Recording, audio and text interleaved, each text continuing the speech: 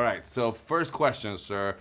The fact that it's such a cinematic spectacle, the sequences and the action, and is also overwhelmingly dominated by character, was that walking that tightrope in this movie? Talk about You that. nailed it. Yeah. That's Juan. That is exactly what I wanted to do, which is try and thread the needle of muscular action, like we see in many movies, but married to character, meaning that so often I feel like we are greeted, especially in the summertime, with blockbuster movies, big movies with tons of great action, real spectacle, but I don't care about the people. Yeah.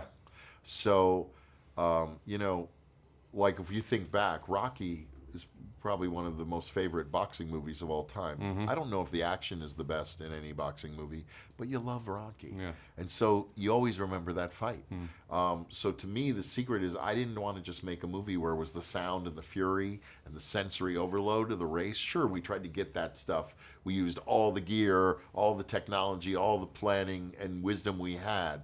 But I think what makes the racing, when people say it's such a great racing film or the sequences are so powerful, it's not just all the craftsmanship, but it's the character. So you care about who's in the car. But for example, I feel that a great decision that comes from the script, or maybe when you reworked it, is like we don't go to Mons until the end, and then we sort of have can listen to it when it fails. So I feel that sort of even sets up what you do in the last sequence, like even higher. Well, I was trying to It's hold such a great back. decision in terms of Trying storytelling. to hold back. I mean, my theory. First of all, I was trying to get the budget down, but second of all, I was Don't tell me no, I was trying to hold back on in a way on the racing, but also on Le Mans, build a kind of mystique about Le Mans in the end. I had this theory. I mean, it's kind of like learning in reverse from Steven Spielberg, but I had this theory that the movie was like a reverse Saving Private Ryan. Which, you know, Private Ryan opens with this magnificent 40-minute invasion sequence. And then it whittles And then the down. movie becomes a character piece, a kind of chamber piece almost to the end with little bits of action. And I just felt like I wanted to flip it, but I wanted that same...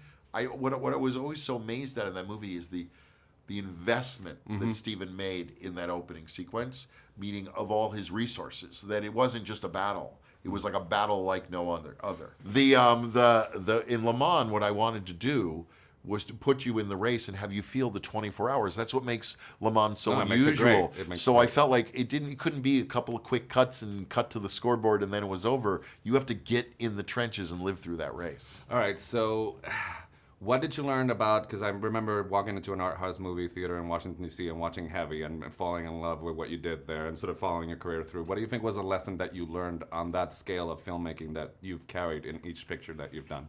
Always keep intimacy alive. Always keep the tenderness between the characters alive. That what I was saying about action and character is what I learned, because my first thing was I had no action. I couldn't afford any action. Driving a car down the street was too expensive making that movie. The reality was the only way to hold you to the screen was loving the characters. All right, so how did you know that Bale and Damon was going to be such a sort of genius combination?